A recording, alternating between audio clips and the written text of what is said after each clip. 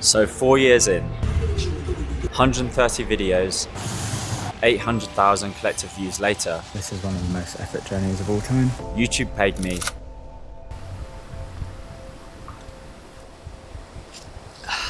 Good afternoon. So we're currently in El Salvador. We've made our way from Guatemala, which has taken us a few days to get here. I've been really enjoying making these videos look a little bit more dynamic. So taking you through a few days or a day while still delivering a little bit of value. So what you've come here for, I promised you two things in the title and thumbnail: how much YouTube paid me for my first paycheck and what I'm doing with the money. Let me explain why I'm making this video. So I first started YouTube 4 years ago after watching another creator called Ali Abdal.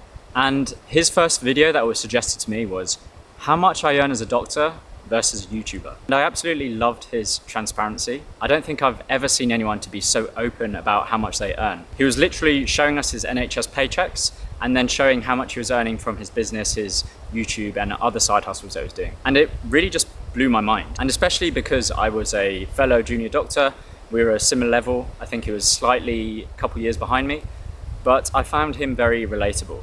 I think it's an inherently interesting topic, how much other people make.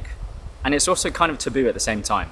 You're not allowed to ask people how much they earn, and you're not allowed to tell people how much you earn either, which I think actually makes life more difficult to navigate. If I knew how badly UK NHS doctors are paid, would I still study medicine? Probably yes, because I didn't have any other clue what else I wanted to do, and I'm obsessed with health. But anyway, I think it's an inherently interesting topic, especially with this new creator economy which is emerging. People want to know how much YouTubers make and if it's actually a viable career option. Or maybe we're just all nosy buggers. That's probably the case. And also I wanted people to know that my mini retirement or my career break for 1 year was not being funded by content. I wouldn't want people to feel that they have to create content or have a side hustle to do something like this, to take a career break, to take a mini retirement and take some time out of work. But before we proceed to the rest of the video, I need to show you how I end up in this exact spot, which is a small river in Santa Ana in El Salvador. We'll have to rewind a few days for this. So I had these grand plans of filming my weekly video in this location, but it's so humid here that my camera just keeps fogging up my lens, and no matter what I do, it's just not clearing up. So on the inside of the lens. So I was going to start the video and then take you through a few days, but what we'll do is we'll jump back and forth in time a little bit. So we're packed and ready to go. We actually ended up staying a whole week in this hostel just because we loved it here in Rio Dulce, hostel right by the river where you can jump off the pier, kayak every single day. And we wanted to stay for this festival held by the Garifuna people, which was basically celebrating their settlement day. And we're glad we stayed. But now we're heading to Antigua and we have to get a boat and a long ass shuttle bus to get there. I'm definitely gonna miss this place.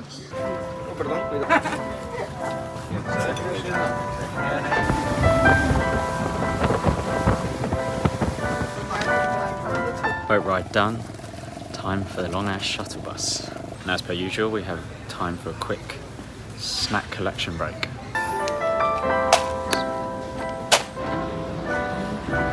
Luggage looks very safe. Lots of leg room as per usual. Stop number one. The drivers love depriving us of toilet breaks, so everyone was just bursting for the toilet. Just kind of started not drinking any water, dehydrating myself for these journeys because you just don't know when the next toilet break's going to be. Alright, back on the bus. So we've actually stopped at the same garage station that we stopped at when we came here a couple of weeks ago. But this time there's no guy with a shotgun standing out the front, which is cool. We've arrived. It's 7:30. We left at 9:30 AM. 7:30 PM now. And need to find a hotel. Oh, Joe's getting my luggage. Need to get it. It's actually a 20-minute walk to the hotel.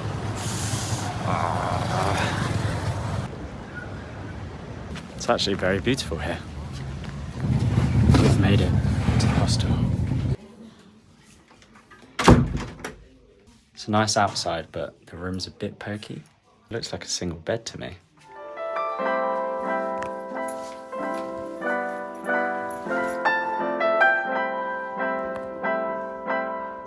time to sleep for another day of travel tomorrow.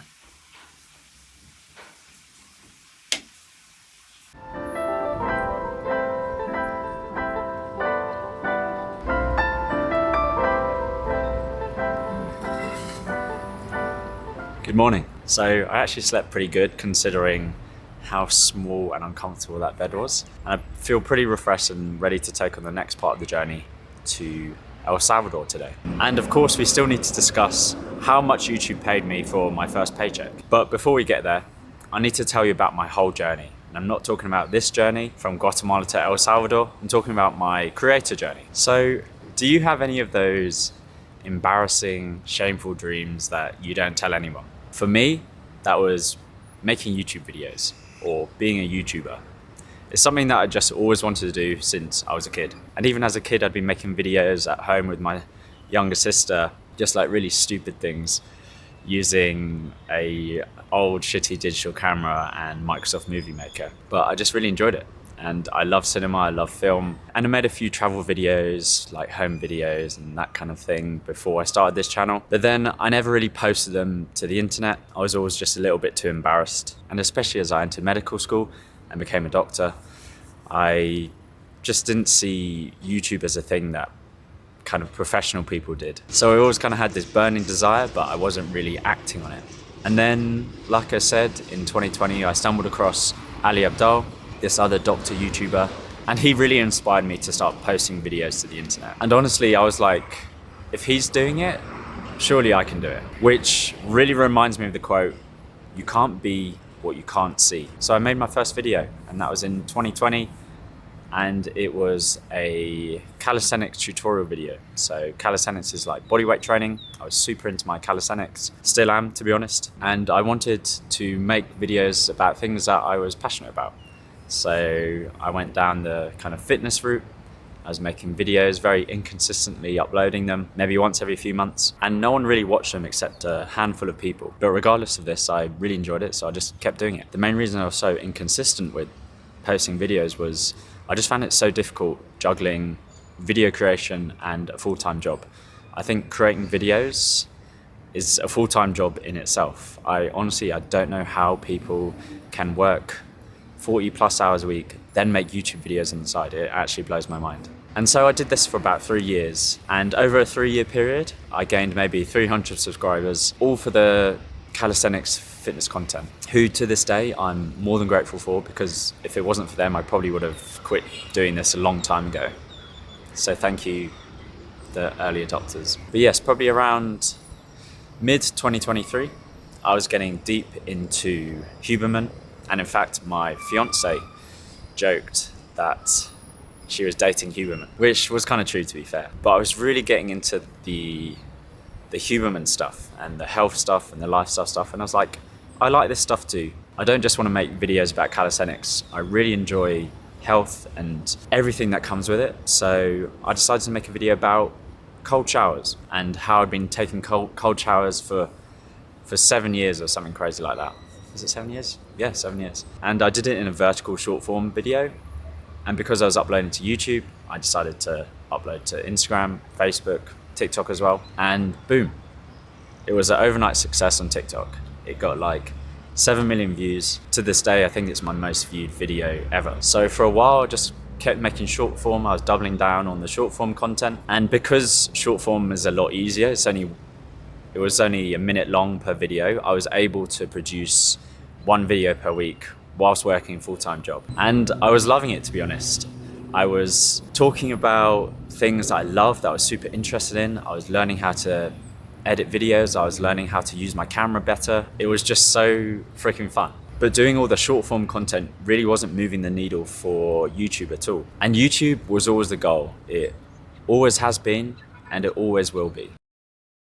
But then we quit our jobs to travel, and I didn't really know how I could keep up the consistency whilst we were away. And the travels were super important to us. We'd been planning them since we first started dating 3 years ago, and I knew I had to find a way to juggle the travel and pursuing something that was really important to me. And I was finding it difficult to be consistent until this happened. I was listening to an old podcast with Casey Neistat, one of my favorite YouTubers, the king of vlogging. And he said that he made a vlog a day every single day for 800 days straight. And these weren't just like some crappy talking to camera videos. These are full-on cinematic masterpieces. And I was like, if this guy can make a vlog a day for 800 days over 2 years, surely I can make one video per week. So I decided to do it. I challenged myself to do 50 videos, so one video a week for almost a year, and I've called it Behind the Scenes Weekly, which is what this series is that you're watching. Behind the Scenes Weekly 50. And so far I'm 30 episodes in. This is episode number 30, thank you for watching. And I've managed to keep it up, which has been difficult at times, but it's been so rewarding for me. And the funny thing is, the highest ROI on this channel has not been me trying to share the latest workout routine or the latest health trend. It's been me just setting up my camera and telling my story, being vulnerable. And I really like this quote from James Altucher, which is, vulnerability is a way of trading some aspect of your privacy for freedom. Being free allows you to be yourself. I shared some stories of us volunteering in the Philippines, me volunteering as a doctor, my partner volunteering as a scientist, and people found it interesting. There was a lot of Filipinos tuning in, commenting really nice things. Thank you so much for joining and subscribing. And the channel got monetized soon after that. This was around August of this year. And for a channel to be monetized, if you don't know, you need 1,000 subscribers and you need to have 4,000 watch hours. And yes, the channel was monetized, but it wasn't earning any money. You have to reach a certain threshold, which is $100, and I just was never reaching that threshold. So despite being a monetized channel, it wasn't paying me any income. Then I made my most vulnerable video of all time. They keep getting quite emotional about this, but they keep putting it off and putting it off, thinking that later is the time to do it, when later may never come. I was a high earning doctor, now I'm an unemployed traveling hippie. How did I get here? And the AdSense flew past the threshold and still going. I've come to learn that being successful on YouTube is like being a successful musician or actor or sports person. The successful ones are really successful, but most people will just be doing this as a hobby or as part of multiple streams of income. So how much is my first YouTube paycheck? 4 years in, 130 videos, 800,000 collective views later, YouTube paid me $408.96. Bear in mind this is Australian dollars, so in US dollars it's around $260, which isn't crazy, but it isn't insignificant either. Could probably get 2 weeks good food and accommodation in Thailand for that. But I've decided I'm not going to keep it. And I'll explain why when we get to our next destination, because the bus is waiting for us to go.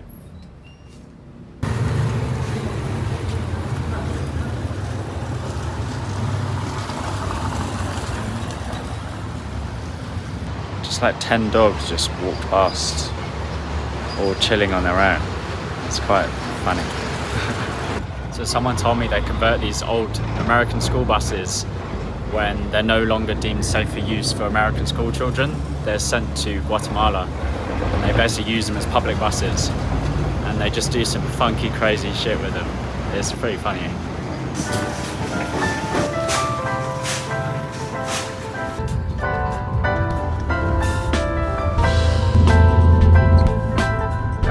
Basically the most chill border crossing ever. You leave Guatemala, get your passport stamped, you're in no man's land for a few minutes, and then you enter El Salvador and get your passport stamped. But really, I feel like anyone could just walk across and no one's going to stop you. You just hop out the shuttle bus and then hop back on. But I'll show you the struggle of hopping in and out of the shuttle bus. This is the hardest part of the whole journey. Like a really tight shut off, like 8 hours. Really, yeah, we were about one at the back. Kind of works out. With no work on. It seems like cool. We've arrived, another day, another hostel.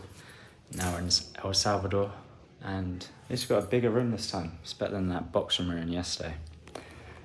It's quite late, need to get dinner, and we'll pick up where we left off tomorrow morning. So why am I giving it all away? We're heading to a waterfall now, and I want to film the rest of this video at that spot because I think it'll be a nice location. and we'll explain some other things, then come back here later. We've actually rented a little motorbike, which I'll show you in a second. It looks like a speedy little thing, so yeah, I think it's gonna be quite a fun day. Look at this bad boy.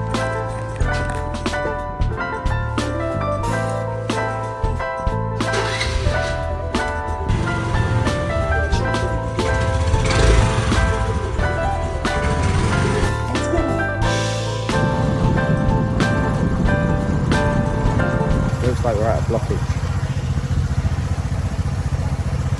Alright, so the road's going to be closed for 2 hours, so we need to find another way to get there. We have to do a river crossing.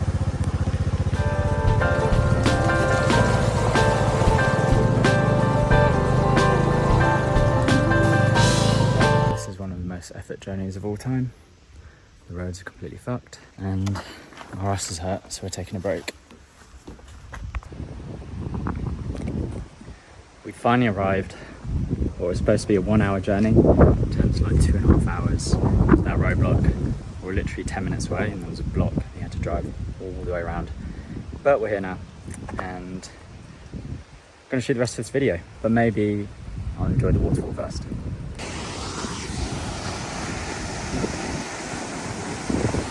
I think you can actually jump off this edge if you want to. Apparently it's like 12 meters. So we've come full circle, back to where the intro was filmed. Now you know how we got here. But anyway, we were talking about why I was deciding to give my YouTube money away. Last week I was scrolling through some old notes on my phone, just randomly, and I came across a note I'd written on 1st of December 2020, which read, "Any money I make from YouTube, give to charity, me." I'm not really sure why I decided to write that on my phone. Part of me thinks it was a weird plea to the universe. If I do this for you, you do this for me.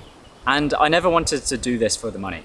I always wanted video creation to be a big part of my life, but I didn't want to rely on it as a source of income. And this is where I want to speak about motivation. So broadly speaking, there are two types of motivation: intrinsic motivation and extrinsic motivation. Extrinsic motivation is where you're doing something for some kind of external reward, so money, recognition, or maybe you're trying to avoid some kind of pain or punishment in some way. Intrinsic motivation is where you're doing something for its own sake, something that's enjoyable and meaningful to you, for internal reasons. And all the evidence shows that intrinsic motivation is a lot more powerful and durable than extrinsic motivation. For example, in studies where people have been rewarded high stakes cash bonuses, they actually lose motivation to do a task and perform more poorly than people who are intrinsically motivated. And it's weird because it doesn't seem like it would feel like that. I certainly know that since being monetized and being paid for these videos, my motivation hasn't decreased to do them. If anything, it's increased. But I really don't want to fall into that trap. I wouldn't want my love for this to be diminished and just for it to become another job, jumping out of one matrix and into another. My goal is to make the best freaking videos on the internet, which inspire people, which promotes health and a lifestyle I believe in, and ultimately help people a little bit. So why not give away the money without telling you? Are you showing off? Are you virtue signaling? And these are questions I've been asking myself too. I remember back in high school, in RE or religious education, we call it in the UK, we were learning about Muslims or Islam. And I believe they're supposed to give away like 5% of their income to charity. Please correct me if that's the wrong number, but they have to give a certain percentage of their income to charity. One thing that stuck with me for like 16 years is a phrase that goes something along the lines of, you should give with your right hand without your left hand knowing what you're doing. Which I understand, you should give without the intention of getting anything in return. But then I came across the effective altruism movement, which is basically a social and philosophical movement which uses evidence-based methods to help others as much as possible, to maximize the impact of charitable donations. And the question I have is, if the end outcome is the same, does it matter what the intention was? If a millionaire gives millions of his dollars away to charity and saves millions of lives, does it matter if he did it because he wanted recognition? Does it matter if that money ultimately went on to save millions of lives? I make videos about my life in the hope that people will live better lives themselves.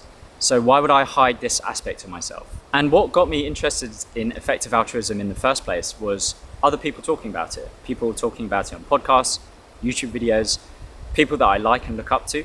And if people never talked about it, I would have never heard of it, and I probably wouldn't be trying to follow in their footsteps. Again, you can't be what you can't see. So it's going to be hard for me to do a charitable donation whilst I'm sitting next to a river in El Salvador. So we're probably going to have to head back to the hostel, and I'll jump on my laptop. I'll see you there.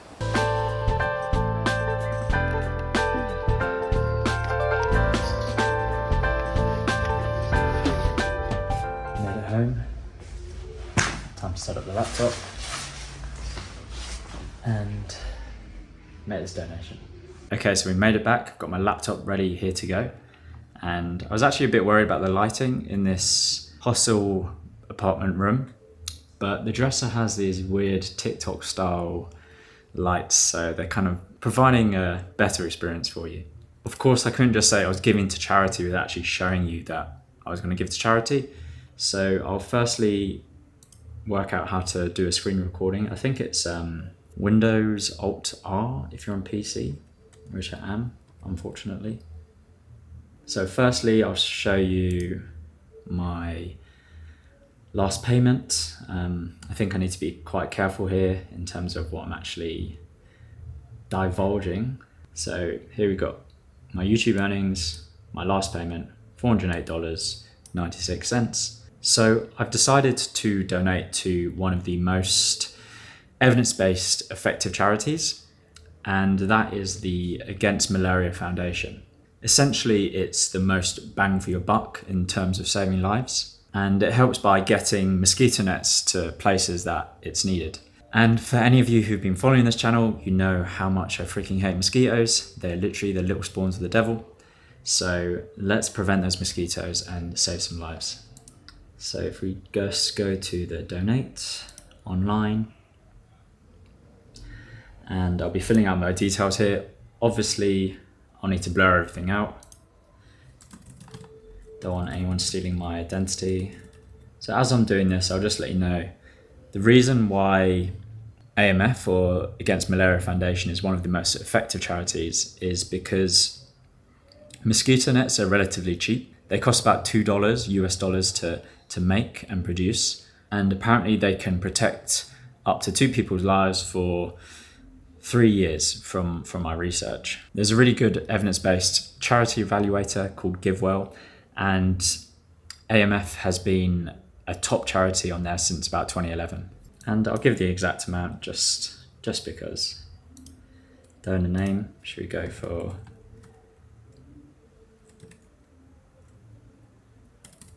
let's go for Dr. Chris G. Another good thing about them is I hear they have quite low overhead costs and they're quite transparent with their financial reports. So yeah, that's why I'm choosing them. And that's cool. You can find out where the nets are distributed. I might do that. In the boring bit, card details. See if I can actually remember them. Watch this bounce now when I try and do this. Let's see if this actually works. Okay, awesome. I think that's done. I think it went through, surprisingly. Donated 133 nets to protect 240 people on the 30th of November 2024. Thank you, subscribers, for saving lives. Seriously though, thank you. That's awesome that I've been able to do this, and it's honestly a dream come true. And I'm hoping as the channel grows, as the channel scales, I'll be able to do more and more stuff like this and give away more and more. Giving away all my YouTube AdSense money forever would be something to aspire to, and maybe I'll consider it. It's something to think about. I am still unemployed after all.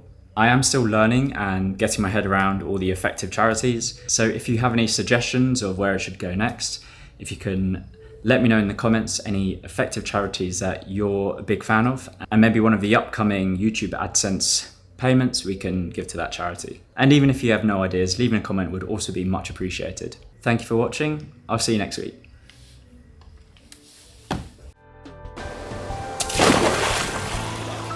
Very shallow. Very shallow. Very hot as well. Oh, and you're moving. Is the current strong? Right. So weird. This water looks like it will be freezing cold. It's actually like a warm bath. Like really warm. You gonna swim, Joe?